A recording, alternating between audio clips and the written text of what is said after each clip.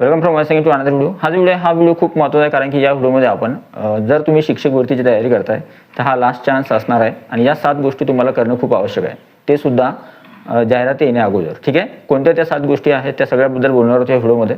Video जो आहे पूर्ण बघा, कारण की या पूर्ण 7 पॉईंट जे आहे स्टेप बाय स्टेप बघणार आहोत. आणि सगळ्यात महत्त्वाचं म्हणजे जर तुम्ही शिक्षक भरतीची तयारी करताय तर तुमच्यासाठी तुमचा स्कोर किती असेल, 140, 150 किंवा 100 असेल किंवा 120, 130 असेल तरी सुद्धा सगळ्यांसाठी हा व्हिडिओ असणार आहे. कारण की या व्हिडिओमध्ये जे पॉईंट्स आपण बोलणार आहोत ते आतापर्यंत कोणी डिस्कस नाही केले, त्याच्यामुळे व्हिडिओ जो आहे खूप महत्त्वाचा आहे. व्हिडिओ आवडला तर व्हिडिओला लाईक करा. तुम्ही चॅनलवर नवीन असाल तर अशाच प्रकारच्या महत्त्वपूर्ण माहितीसाठी चॅनलला सबस्क्राईब करा.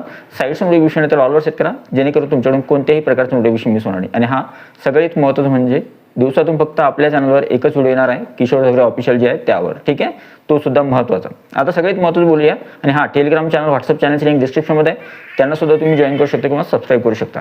तर सगळ्यात महत्त्वाचा पहिला जो महत्त्वाचा मुद्दा आहे की आपल्या मनामध्ये भ्रम असतो की आपला स्कोर जो आहे खूप छान आहे किंवा आपली कास्ट अशी आहे किंवा सब्जेक्ट असा आहे. तर तुम्हाला मी काही गोष्टी सांगणार आहे, त्या गोष्टी तुम्हाला ॲनालाइज करून घ्यायच्या आहे. ठीक आहे, आणि त्या आता जाता करायच्या आहेत, जेणेकरून तुम्हाला पुढे अडचण येणार नाही. ठीक आहे, पहिला महत्त्वाचा मुद्दा कोणता आहे तो बोलूया. पहिला महत्त्वाचा मुद्दा आहे तो आहे स्कोर म्हणजे सिलेक्शन नाही. ॲक्च्युली तुमचा जो स्कोर आहे, तुम्ही म्हणाल की बाबा माझा स्कोर 130 आहे, 140 आहे किंवा 145 आहे किंवा 150 आहे, तर त्यावेळेस निश्चिती नाही आहे की तुमचं सिलेक्शन होईल किंवा नाही होईल. ठीक आहे, आता समजा काहींचा स्कोर ॲव्हरेज आहे की 120, 125 किंवा 130 आहे, तरी सुद्धा त्यांची निवड होऊ शकते, कारण की त्याच्या मागच्या काही गोष्टी आहेत महत्त्वाच्या, त्या सुद्धा सांगणार आहे मी समोर. आणि सगळ्यात महत्त्वाचं म्हणजे काहीचा स्कोर कमी आहे, मग ते लगेच निराश होतील, आमचा नंबर लागणार नाही, आपण भरतीमध्ये लागणार नाही, तर लगेच निराश होऊ नका. ठीक आहे, ॲक्च्युली मी तुम्हाला 3 गोष्टी सांगतो बघा. स्कोर तुमचा जो आहे तो महत्त्वाचा आहेच, पण त्यासोबत 3 गोष्टी महत्त्वाच्या आहेत, जेणेकरून तुमची निवड जी आहे ती पॉसिबल होते. पहिली महत्त्वाची गोष्ट आहे ती आहे व्हॅकन्सी किती येतात. व्हॅकन्सी जास्त आल्या तर तुम्हाला माहीत आहे जागा जास्त येतील आणि जास्तीत जास्त उमेदवारांना संधी मिळेल. दुसरी जी महत्त्वाची गोष्ट आहे ती आहे कॉम्पिटिशन. आता तुम्ही तुमच्या कास्टमध्ये बघा किती उमेदवार आहे, तुमचा जो सब्जेक्ट आहे त्याच्यामध्ये उमेदवार बघा किती आहे. तुम्ही सोशल सायन्समध्ये येता का मॅथ सायन्समध्ये येता, वर्ग 1 ते 5ला टार्गेट करणार आहात किंवा 9वी 12वीसाठी कॉम्पिटिशन करणार आहात, तर 9वी 12वीसाठी जास्त कॉम्पिटिशन असणार आहे, यानुसार विचार करा. तर पहिला आहे व्हॅकन्सी, दुसरा आहे कॉम्पिटिशन आणि तिसरा आहे डिसिजन. तुमचा परफेक्ट डिसिजन जो आहे तुम्हाला जो आहे सिक्युअर करणार आहे या शिक्षक पद भरतीमध्ये. ठीक आहे, हा झाला पहिला महत्त्वाचा मुद्दा. स्कोर म्हणजे तुमचं सिलेक्शन नसतं, स्कोर म्हणजे तुम्हाला स्कोर पडला आणि तुमचं सिलेक्शन झालं असं होत नाही. ठीक आहे, दुसरा जो महत्त्वाचा मुद्दा आहे तो आहे तुमचा सब्जेक्ट तुम्हाला जो आहे डिसिजन देणार आहे, तुमचा जो सब्जेक्ट असणार आहे तो. फॉर एक्झाम्पल एक्सप्लेन करून सांगतो. आता समजा फॉर एक्झाम्पल काही विद्यार्थ्यांचा स्कोर जो आहे तो भाषा आहे, लँग्वेज विषय आहे. आता लँग्वेज विषयाचे जे विद्यार्थी आहेत त्यांनी काय करायचं आहे, तुमच्यामध्ये जे कॉम्पिटिशन असणार आहे ते मॉडरेट असणार आहे, कमी जास्त असणार आहे, कुठे जास्त कुठे कमी असतील. विशेष अजून जर समजा तुमचं सोशल सायन्स आहे तर त्याच्यामध्ये कॉम्पिटिशन जास्त असू शकतं, पण जर तुमचं मॅथ आणि सायन्स आहे तर त्यावेळेस तुम्हाला स्कोप असेल. नंतर जर समजा तुम्ही ऑल सब्जेक्टसाठी अप्लाय करताय वर्ग 1 ते 5साठी, तर त्यावेळेस कुठे कमी कुठे जास्त जे आहे तुम्हाला ॲव्हरेज जे आहे स्कोर लागू शकतो. नंतर तुम्ही 9वी 12वीचा विचार करताय तर 9वी 10वीमध्ये सायन्स किंवा बाकीच्या विद्यार्थ्यांना थोडा जास्त हे असेल, व्हॅकन्सी असतील थोड्याफार, पण मग त्या सर्व खाजगीच्या आहे 9वी 10वी आणि 11वी 12वीसाठी. तर 9वी 10वी आणि 11वी 12वीसाठी तुम्हाला जो आहे स्कोर चांगला लागेल, व्यवस्थित योग्य स्कोर असला तरच तुमचा निभाव जो आहे शिक्षक पद भरतीमध्ये 9वी आणि 12वीसाठी लागू शकतो. पण तरीसुद्धा जर तुमचा स्कोर जेमतेम असेल तरीसुद्धा तुम्ही काय करायचं आहे, बेस्ट स्ट्रॅटेजी वापरायची, पसंतीक्रम कशी द्यायची कशी नाही, त्यावर सुद्धा मी बोलणार आहे. हा दुसरा महत्त्वाचा मुद्दा होता. तुमचा सब्जेक्ट जो आहे तो खूप महत्त्वाचा आहे, तोच तुम्हाला वर आणेल, तोच तुम्हाला खाली आणेल. ठीक आहे, तिसरा जो महत्त्वाचा मुद्दा आहे तो आहे व्हॅकन्सी गेम. आता व्हॅकन्सी गेम म्हणजे कसं बघा, यावर्षी किती व्हॅकन्सी येतात काय येतात अजून डिपेंड नाही किंवा अजून कन्फर्म नाही आहे. व्हॅकन्सी जास्त आल्या तर जास्तीत जास्त उमेदवारांना शिक्षक होण्याची संधी मिळेल, आणि व्हॅकन्सी जर कमी आल्या तर त्यावेळेस तुम्हाला माहिती आहे व्हॅकन्सी कमी आल्या म्हणजे जास्तीत जास्त मार्क असून सुद्धा विद्यार्थ्यांची निवड होणार नाही, ही सुद्धा रिॲलिटी आहे. मग आता करावं काय लागेल, तर बघा जर जागा जास्त आल्या तर ॲव्हरेज स्कोर जो आहे तो सिलेक्ट होऊ शकतो, ज्यांचा स्कोर ॲव्हरेज आहे ते सुद्धा सिलेक्ट होऊ शकतात.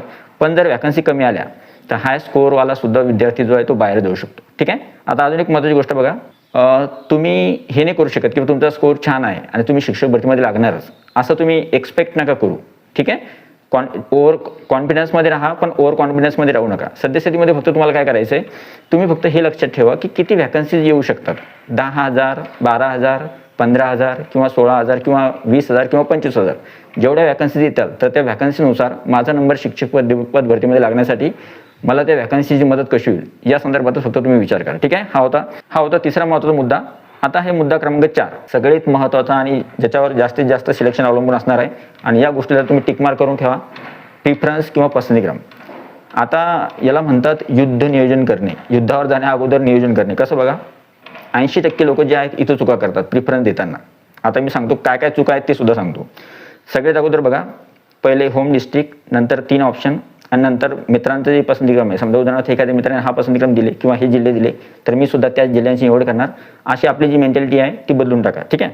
सगळ्यात महत्त्वाचं काय आहे, ॲक्च्युली तुम्ही म्हणता की बाबा तुमचा नंबर नाही लागला तर नाही, मग माझी चुकी नव्हती, माझाच नंबर नाही लागला शिक्षक भरतीमध्ये, माझ्यापेक्षा कमी कमी स्कोरवाले सिलेक्ट झाले, पण त्यांनी मग काय वापरलं काय नाही, सिस्टीमच बोगस आहे, शिक्षक भरती अशीच होते. असं काही नाही आहे. सिस्टीममध्ये दोष देऊ नका, सिस्टीमला दोष नका देऊ. सिस्टीम व्यवस्थित काम करते, फक्त तुम्हाला बेस्ट स्ट्रॅटेजी वापरावं लागेल, पसंतीक्रम योग्य पद्धतीने द्यावे लागेल. ठीक आहे. दुसरी महत्त्वाची जी गोष्ट आहे ती आहे सेफ आणि प्रॅक्टिकल आणि स्मार्ट क्रम ठेवा. म्हणजे सेफ कोणत्या ठिकाणी राहील, स्मार्ट आणि प्रॅक्टिकली विचार करा की कुठे आपण लागू शकतो कुठे नाही. आपला स्कोर एवढा आहे, म्हणजे तुम्ही असा विचार नका करू तुमचा स्कोर जर 120 आहे आणि तुम्ही 140 सारखं एक्सपेक्टेशन ठेवताय की माझं विदाऊट इंटरव्ह्यू होईल का, असं करू नका. ठीक आहे. स्मार्ट स्ट्रॅटेजी वापरा. जेवढे 50 विदाऊटसाठी आहे आणि जेवढे 50 विथसाठी आहे त्यात सगळ्यांचा व्यवस्थित फायदा घ्या. ठीक आहे. सुरुवातीला कुठं कुठं पसंतीक्रम द्यायचे, नंतर कुठे द्यायचे 10-15 आणि नंतर उरलेले 10-15, पहिले 10-15 वेगळे, नंतर 10-15, नंतर 10-15-20 जे असतील ते कुठे द्यायचे. सर्व ठिकाणी पसंतीक्रम द्या. की काय करतात माहिती आहे, काय उमेदवार फक्त 140, 145, 150 वाले असतात. ते म्हणतात नाही आम्हाला फक्त 2-4 ठिकाणीच पसंतीक्रम द्यायची. मग ते 2-4 ठिकाणीच पसंतीक्रम देतात, तिथं निवड नाही झाली तर मग ते घरीच राहतात. त्याच्यामुळे जे आहे काय करायचं, स्कोर किती असला तरी पसंतीक्रमाचा योग्य फायदा उचलायचा आहे. ठीक आहे. आता आहे पुढचा मुद्दा जो आहे तो मुद्दा क्रमांक 5, डॉक्युमेंट्स. आता या संदर्भात कोणी तुम्हाला सांगितलं नसेल पण मी तुम्हाला अगोदरच अवेअर करून देतो. बघा काय आहे, आपण डॉक्युमेंट कधी तयार करतो माहिती आहे, जेव्हा जाहिरात आली, समजा शिक्षक भरतीची जाहिरात आली, मग विद्यार्थी काय करतात, अरे डॉक्युमेंट्स आहे का बघा, कास्ट आहे का बघा, नॉन क्रिमिनल आहे का बघा, पुन्हा आणखी डोमिसाईल आहे का बघा, किंवा आपली एज्युकेशनल डॉक्युमेंट्स बघा, किंवा पर्सनल डॉक्युमेंट जे आहे ते बघा, आधार आहे का, पॅन आहे का, सगळं आहे का बघा. आणि या सगळ्या गोष्टी आपण तेव्हा बघतो, त्याच्या अगोदर बघत नाही. ठीक आहे.